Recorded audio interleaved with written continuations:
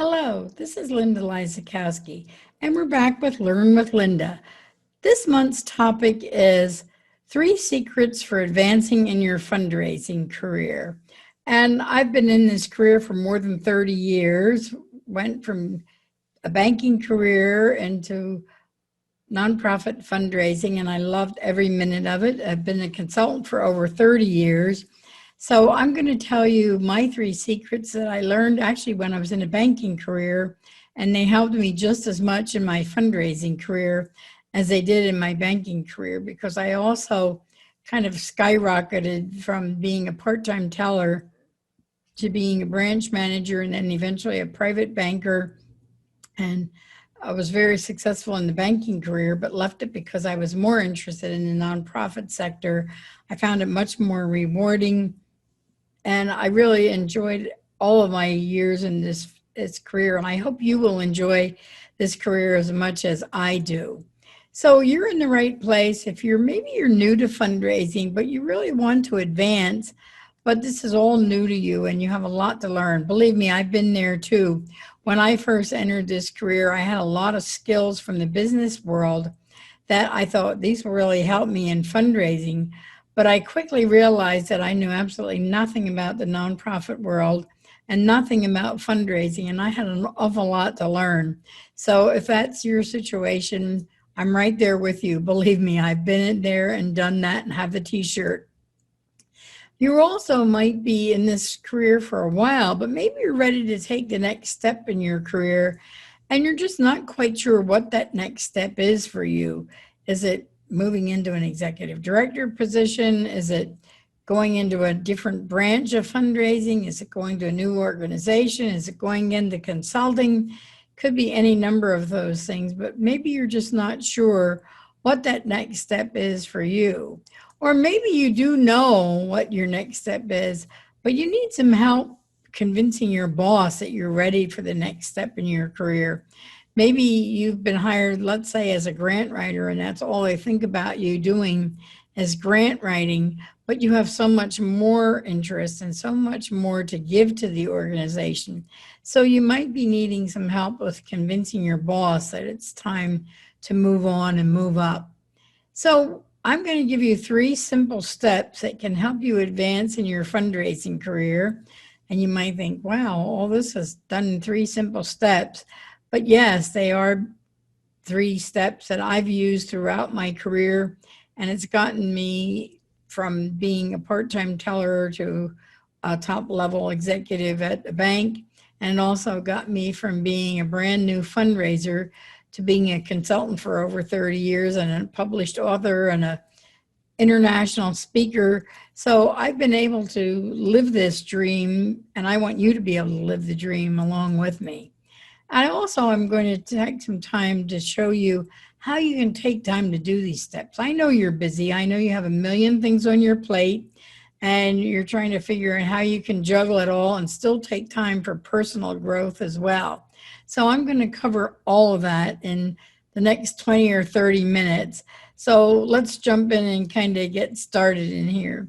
The first thing that I want to talk to you about is getting involved. And this is one of the things I learned when I was in the banking career. I was very lucky at one point in time. I was an assistant manager, and I had a manager who really didn't seem to enjoy her job very much at all. She didn't like the technical banking aspect, so I was doing all the things. I was really managing the office and doing all the things that normally a manager does, including developing the budget. But she also didn't like the sales part of it. She didn't want to go out and sell banking services to other people and get involved in the Chamber of Commerce. So she said, well, you go get involved and you can represent the bank. And I loved it because it gave me a great opportunity to get out and meet a lot of people. Then when I went into fundraising, I was very fortunate. The first boss I had said to me, well, one of the first things you need to do, we appreciate the fact that you have a lot of business expertise to bring us, and we need that. But he said, one of the first things you need to do is get more involved in fundraising, and you should join AFP, the Association of Fundraising Professionals, and get involved in it. And, joining is totally different from getting involved.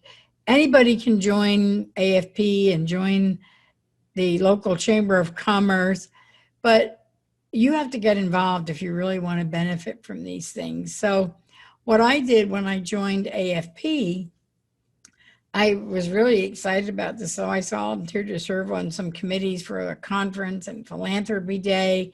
And the next thing I knew, I was on the board. And the next thing I knew, I was president of the board of my local chapter.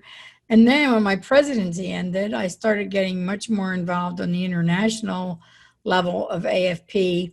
And I have made lifelong friends, really. When I look at my list of Facebook friends, I can't tell you how many of them are colleagues from all over the world who I know through AFP that I wouldn't have had the pleasure of knowing if I hadn't gotten as involved as I did. So joining something doesn't really do it. You have to get involved.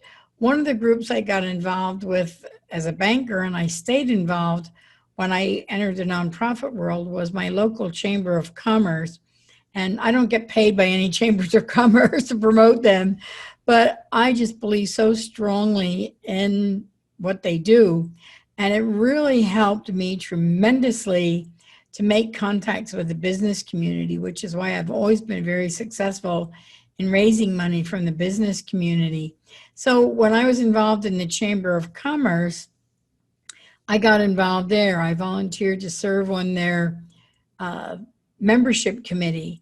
And in addition to going to all the breakfast meetings and all the after hours mixers where I got to meet a lot of people and hand out business cards and get to know a lot of great people, I also served on this membership committee. And it was really great because my goal was, we only worked for about 3 weeks. It was a very short-term thing, but our goal was to get new members for the chamber. So I went out to meet with people armed with the materials they gave me and tried to tell them about the benefits of belonging to the chamber. And of course, when I went out to meet with business people, first thing I did was hand them my business card. And of course, it had the name of my nonprofit on it. And they would say, "Oh, yeah, how are things doing over there at the university?" Or "How are things doing at the museum?" And so it gave me an opportunity to talk about my nonprofit. And when it came time to enlist business people to help me with fundraising, I had no trouble literally enlisting hundreds of volunteers because I knew them all from the local Chamber of Commerce. So get involved in your professional organization, whether it's AFP, or if you're in higher education, it might be CASE, or if you're in healthcare, it might be AHP. Whatever organizations really focus on your organization and fundraising. I like AFP because it's a mixture of all different kinds of people that work in education and healthcare and human services and environmental and animal rights and everything else. So I think you should get involved in your local AFP chapter, serve on a committee, be willing to accept a board position, maybe get involved on the national level and the international level, and you'll be surprised at how much this does for you and your career. And it's a great place, of course, if you're looking around, maybe shopping around for a new job, you'll hear about it at AFP. Any new positions that are coming open, you usually can hear about by networking with people. So in addition to the great educational programs they offer, it's the networking that really helps. In fact, when I go to international conferences now, I spend most of my time networking. I don't really get to very many educational programs because I'm usually at meetings or I'm presenting myself. And when I'm not, I'm meeting with people throughout the country that I don't often get to meet with in person. So whether it's virtual or whether it's in person, get involved with these organizations, and I think you're going to find it really helps. So what my course can do, and I do have a course in fundraising as a career, What Are You Crazy? And I'll tell you a little bit more about that at the end. But what my course will do is help you identify who are the right groups for you to get involved with and how they can help you advance in your career. But also it'll show you how these groups can help not only you, but your organization as well. And I mentioned just one example of the Chamber of Commerce membership drive, but even AFP can be of support to you and to your organization. So it's worthwhile to advance in your career by getting involved. The second step is setting goals. Now, I have always been a goal setter, and I'm going to tell you about some of the goals I set for myself. But, in the nonprofit world, especially when you're working in fundraising, everybody is setting goals for you or letting you set your own goals as far as how much money you want to raise, how many constituents you have in your database, how many donors you retain. We're accustomed to setting those goals. But how often do we take time to really set goals for ourselves? And this is just as important for you and for your organization if you set goals. So you need to set some goals and then determine what will get you where you want to be. And your goals may be very different from the next person that's on this webinar, and certainly very different from mine. But I'm just going to give you some examples of the kind of goals that I set for myself. Now, when I came into fundraising, as I said, I knew absolutely nothing. I'd never worked in a nonprofit. I had a lot to learn, but I knew very early on that one of my goals was, as soon as I heard about the CFRE program, I said, oh, I want to do that. I want to be a certified fundraising executive. And at that time, I'm not sure what the guidelines are now, but at that time, you had to be in a profession full-time for 5 years or more, and then sit for an exam, and then pass the ethics exam that they put you through, and you're a CFRE. So as soon as I was in the field for 5 years, I got my CFRE. And immediately after getting my CFRE, I said, oh, I want to be an ACFRE, an Advanced Certified Fundraising Executive. And at that time, you had to be in the profession 10 years, and you had to be a CFRE, of course, first. And in addition to a written exam, you also had to pass an oral exam and put together a portfolio. That was a lot more involved, but I had 5 years to prepare for it. So I made up my mind that I was going to become an ACFRE. And as soon as I qualified, I sat for the ACFRE exam, put my portfolio together, and sat for the oral exam. And today I'm an ACFRE. And then I was at a conference one year, and I was really impressed by one of the speakers. And I thought, gosh, I would love to be an international speaker and speak at the international conference. This would be so much fun. So I started out small. I started speaking at local AFP chapters and then regional. And then I submitted a proposal and I was accepted. And the next thing I knew, I was an international speaker. And then when I started my consulting business, I really decided that I wanted to learn a lot about a lot of different organizations. And I really wanted the ability to be a consultant. I actually made up my mind. I set this goal about 2 weeks after my first job as a fundraiser. We happened to be working with a consultant, and I thought, oh, this is what I want to do someday. I want to be a consultant. And I knew I had a lot to learn before I was ready for that. But it wasn't long. I was actually only in the field about 5 years when I became a consultant, which is a little soon for some people, but for me, it just happened to be working and the timing was right. And one of my motivations for consulting was I love travel. And I thought, gosh, if I'm a consultant, I get to travel a lot more. Right now, I'm working for a local organization. I don't really have any chance to travel. So that was my goal. And believe me, I fulfilled that. After becoming a consultant, I ended up going to Canada, Mexico, Egypt, all over to speak and consult for different nonprofits. And I loved that. Well, then I decided one day I can do a lot by speaking to groups, but I could reach even more people if I could write a book.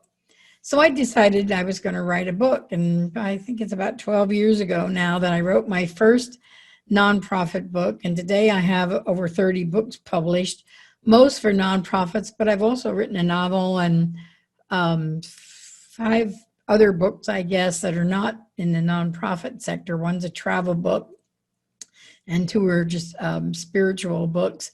So I decided that I wanted to write a book, and boy, I'm still writing.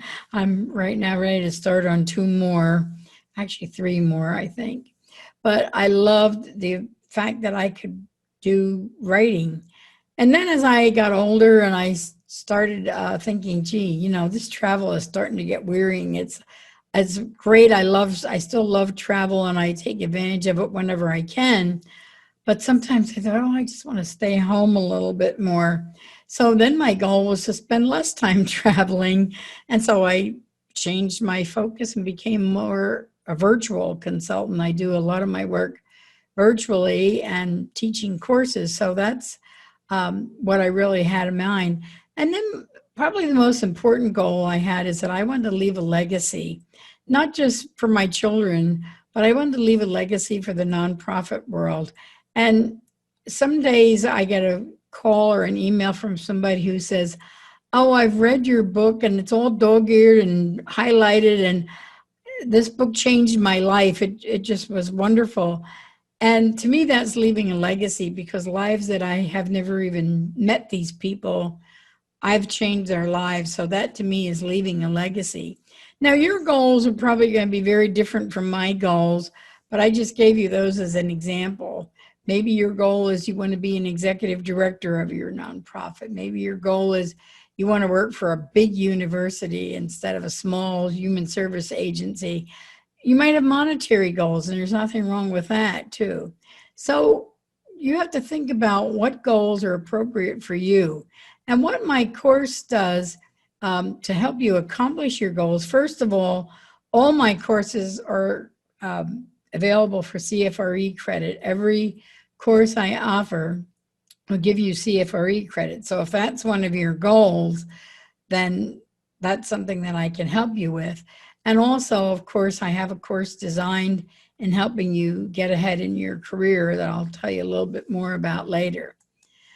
So step 3 is learning. And this is probably my passion, is for lifelong learning.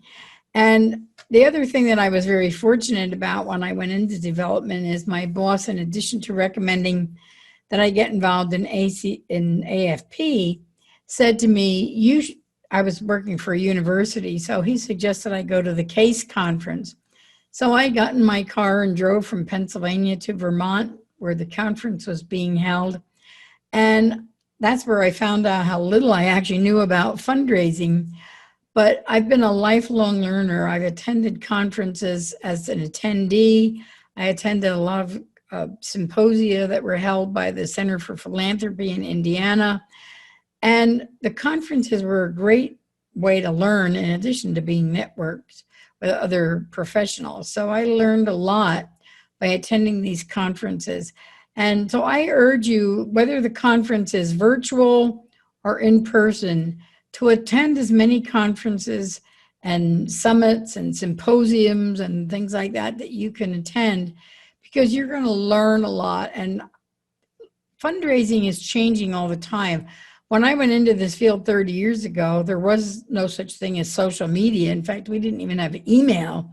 We had to fax things back and forth, and that was a fairly new device that I was fascinated with when faxes first came out. And now I think nobody uses faxes. But things changed, and there's always something to learn about this, no matter how long you've been in this field. And the more you can learn, the more convincing you're going to be as a well-qualified professional. The other thing is I always suggest reading. And again, when I entered this field, there were probably a half a dozen books out there on fundraising, because there weren't very many people writing books. There were a few people like Cy Seymour and Jim Greenfield and a few people writing. Now there are probably thousands of books on every aspect of fundraising. Like I said, I've written about 30 of them myself, so I know there are hundreds of them out there. And I encourage you to read as many books as possible.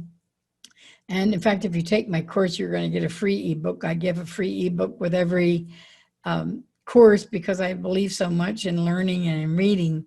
So that's a good thing for you to think about. Also read journals like the Chronicle of Philanthropy, and depending on what field you're in, there may be other journals, but also read things like the Wall Street Journal, and read things that are outside of your field. You don't have to always be reading just about fundraising.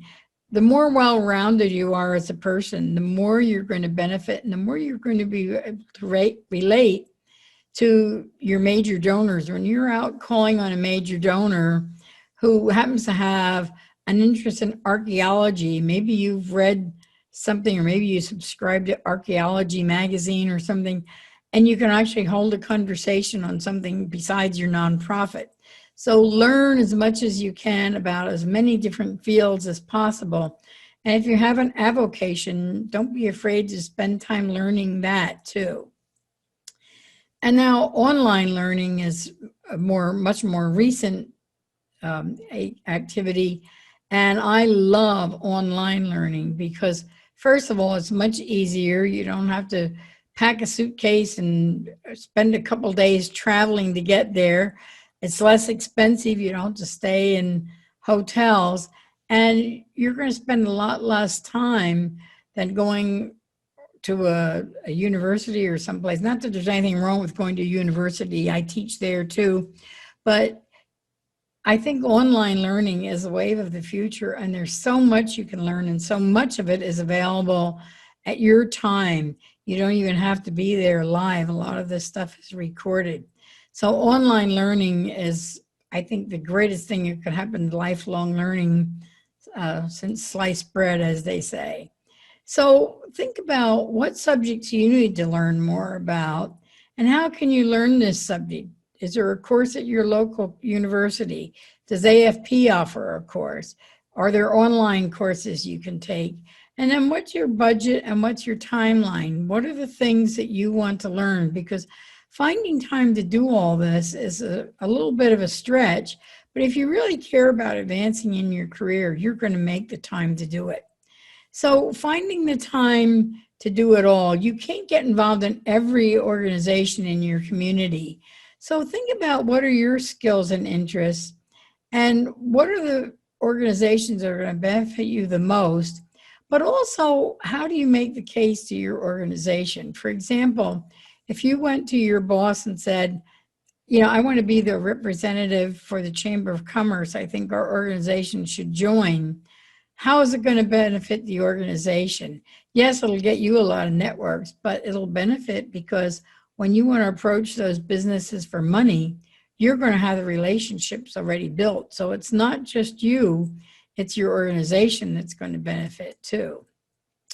And then setting your personal goals. This is just as important as setting organizational goals. And use the same planning method that you use for your strategic plan or your development plan. You set goals, you set objectives. I knew to be a CFRE, first of all, I had to be in 5 years.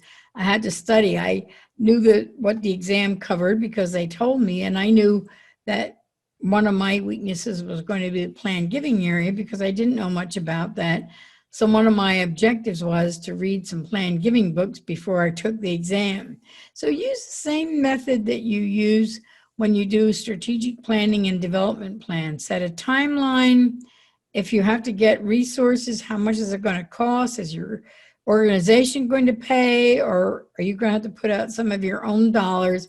And really focus on the things that are most important to you and to your organization. And then learning, again, set a time frame. Well, I need to learn more about planned giving, so maybe I have to take a 3-month course at my university to learn this or something. I want to learn more about strategic planning. Oh, I just found an online course that'll teach me that in about 4 hours. So set a time frame for when you're going to do these things and what's the most important. Prioritize what are the areas you really need to learn most. And then again, make the case for why it's important for your organization. When I was a banker, my bank paid for my college education, including all my books. I was very fortunate. And I got my associate degree, and at that same time, I left that bank to go to work for another bank, and I felt, gee, they paid for my college, and that was really nice of them, but now I'm leaving, and I'm going to work for another bank, and then they paid for my associate or my bachelor's degree in 3 majors, which took me quite a while to achieve. But when I left the bank, I said I felt a little bit guilty about having them pay for my education. You know what the human resource person told me? She said, you shouldn't feel guilty at all. She said, first of all, we pay a lot of benefits for our employees, including their education. And she said, you never take sick time. You haven't used any time off or any personal time off. So she said, don't feel guilty about using this education. And the education you got benefited us as much as it benefited you while you were employed here. So she said, there's absolutely nothing for you to feel guilty about. And I think if you're going to be happier in the nonprofit world, you go right ahead. So it made me feel better. And it also made me understand that the education that you get and the learning that you get is just as valuable to your employer as it is to you. So there's nothing wrong with asking your employer to pay for your CFRE course if you're going to go for that, or to pay for a college course. Most employers expect to pay for this. And when you're negotiating salary, I would suggest that you tell them what your educational goals are and see if you can get them to support you both financially and morally. So how my course is going to help you, what you're going to learn in this course is, first of all, that why fundraising is really a noble and interesting career. And you're going to help find the right nonprofit that you should work for, because one of the keys to being a successful fundraiser is working for an organization that you have a passion for. So we'll help you kind of figure that out. And then we talk a lot about what options are out there in fundraising, everything from grant writing to planned giving and everything in between. And we'll talk about how to assess your skills and talents, whether you should be a generalist or a specialist, what's the right thing for you, and how to set realistic goals for your career. We'll talk about how getting involved can help. And we want to make sure that you learn that you have everything you need to learn to succeed in this course. So I pour everything I can into this course, and I think it's really going to help you. It was based on the book that I wrote called Fundraising as a Career, What Are You Crazy?